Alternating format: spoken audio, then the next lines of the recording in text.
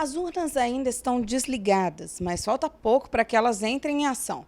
Há pouco mais de um mês para as eleições de 2020, os candidatos a vereador e a prefeito já estão fazendo as campanhas. As propagandas no rádio e na TV começam amanhã e algumas regras precisam ser respeitadas. Você não pode, numa propaganda em geral, fazer a propaganda eleitoral em prédio público, em bens públicos. Então, isso não é permitido.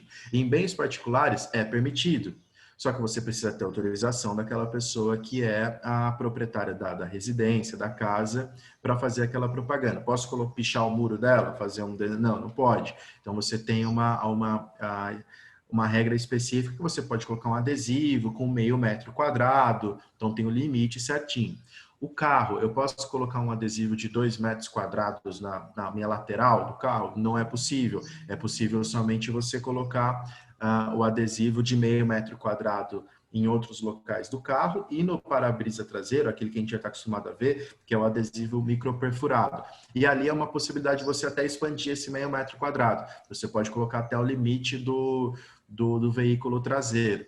Você não pode pegar um carro de som e sair só com ele fazendo propaganda eleitoral sem nada que o justifique. Então você pode usar em uma carreata, você pode usar em uma caminhada, em uma passeata. Mas mesmo a partir do dia 9, as campanhas eleitorais devem continuar seguindo as normas para as propagandas.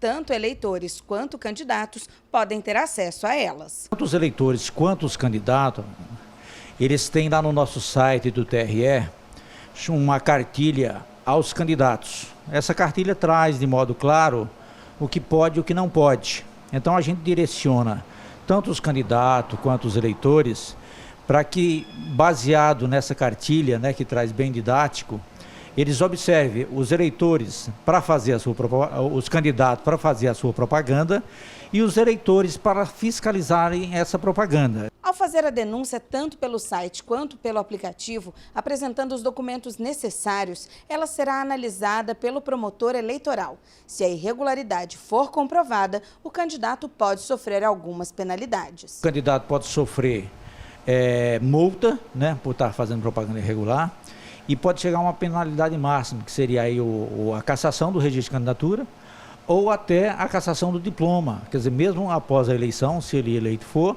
ele pode ter o diploma cassado e aí não tomaria a posse. Além disso, para esse ano existe uma orientação para que os candidatos tenham cautela em meio à pandemia de coronavírus, especialmente em relação aos comícios.